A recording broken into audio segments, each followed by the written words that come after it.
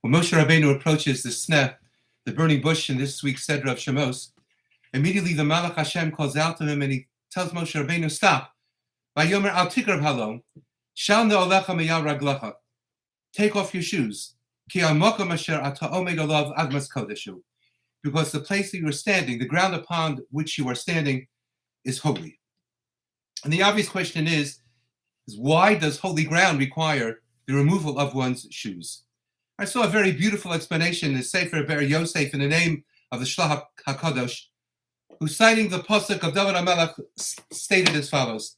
David HaMelech turns to Kadosh Baruch Hu and explaining how greatly Kadosh Baruch Hu has crowned man with all his abilities and all the opportunities presented before him, states that in essence you have only dwarfed man somewhat right in the shadows of the Malachi Asheris of the angels of God. Crowning him in great honor. You have effectively placed him in control of all that you have created. Kol shata sachas raglav. You have placed everything underneath his feet.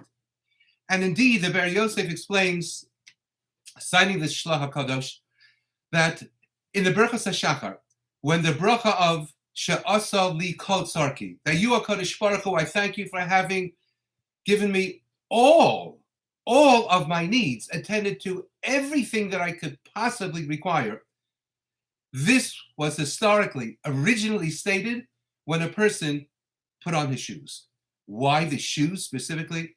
Explained the Shlach HaKadosh, because the Kadosh Baruch Hu created in this world different tiers. There's the domain, the tzomeach, the chai, and medaber. There is the inanimate. There is that which is tzomeach, which grows from the inanimate, all vegetative life. Then there is the chai. There is animal life that feeds upon that which preceded it, that feeds upon the tzomeach, that which grows from the ground. And then there is medaber. Then there is man. And man, of course, eats animals. So we are nourished and we are satisfied by the rung beneath ourselves, by the chai, the behemos, who are in turn satisfied by the tzomeach, by all of the greenery and all the vegetation, which in turn, of course, receives its nourishment, its growth from the source of inanimate ground itself. And the ultimate expression of our lordship upon all that is to be found beneath the rung of man is when we put on a pair of shoes that are made from the hide of an animal. And we effectively walk upon it, expressing that indeed we have, in the words of David HaMelech, Shata Kodesh Baruch Hu has placed everything underneath Raglav, underneath the feet of man. We achieve potentially dominion over everything that a Kodesh Baruch Hu has created. Everything beneath our feet, symbolized by our wearing of shoes. Therefore explains the Sefer, the Ber Yosef, that we have a notion, she'ein gedula b'paltin shel melech, ve'ein gaiva lefnei hamakom, that when one enters the palace of the king, when one enters the presence of the Kudsha Berichu, even a regular king, let alone the Melech Malchei Amlochim, there is no honor that one can effectively grab for oneself. It is not the time for one to express any sense of kavod, any sense of honor, any sense of greatness regarding his or her own accomplishments.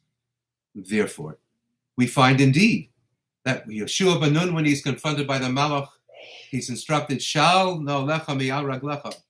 When the Kohanim served in the Mishkan and the Batei Mikdash, they did specifically in the state of Yechefim, barefoot.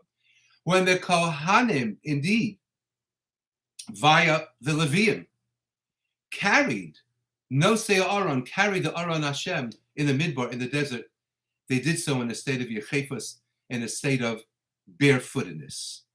Whenever we find ourselves in the presence of a Kadosh Baruch Hu, in the Paltin Shel Melech, we indeed remove our shoes. So we should never permit our dominion over everything else, as it were, our shoes, to go to our heads. Have a wonderful Shabbos.